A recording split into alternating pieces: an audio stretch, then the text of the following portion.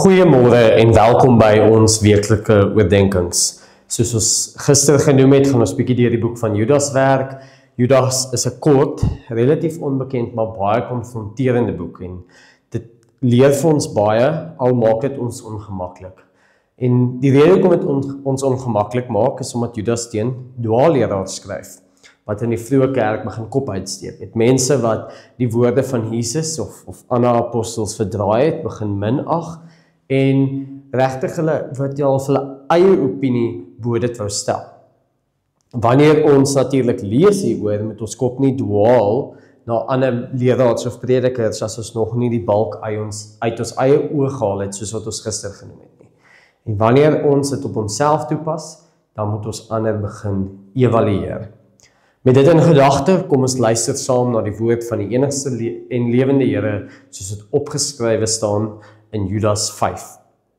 Ek wil julle daaraan herinner, al weet julle dit alles, dat die Here, nadat hy een keer die volk uit Egipte land gered het, die tweede keer diegene wat nie geglo het nie, omgebring het.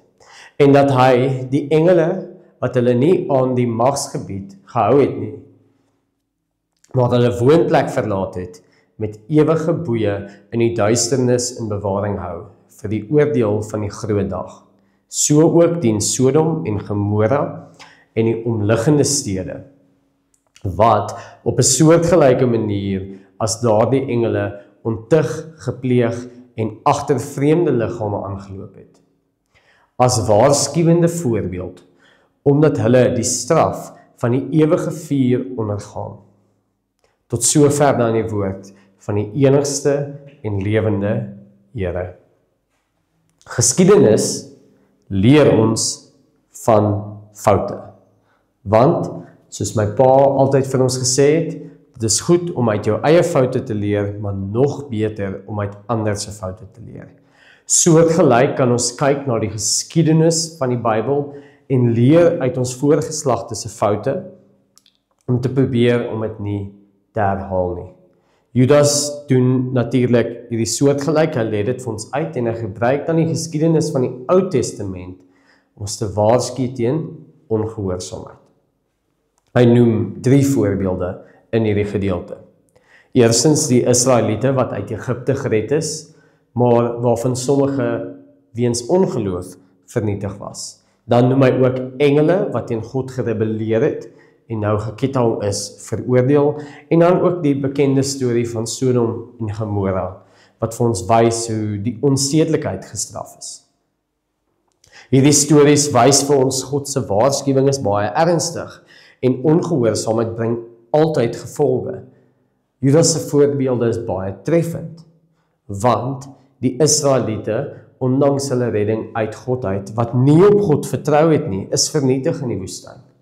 Die engele wat teen God se gesag gerebelleer het, is nou gevangene, soos wat ons ook in 2 Petrus 2 vers 4 lees.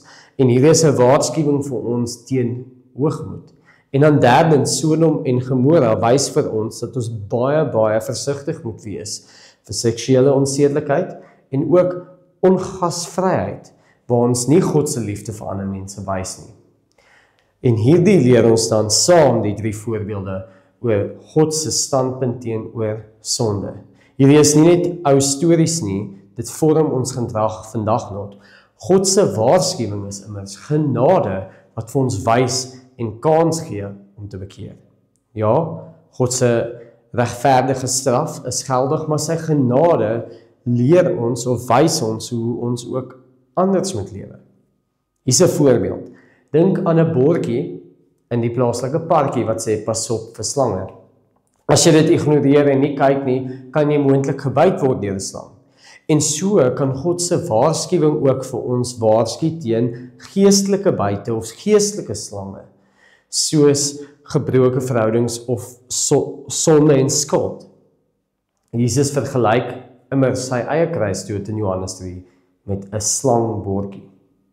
Kom ons reageer dan deur die Bybel te ondersoek, deur ons lewe te ondersoek en te bepaal of ons ongehoorsaam is aan God. Kom ons laat toe dat God se genade ons vergewe as ons sondig, ons pleit daarvoor en ons luister na sy waarskuwing. Kom ons sluit die oë.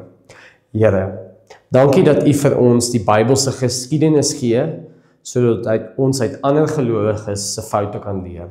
Help ons om hierdie week weer na te dink oor die areas in ons lewens waar ons die waarskuwings miskyk, sodat ons ware berou en bekering kan vertoon. Amen.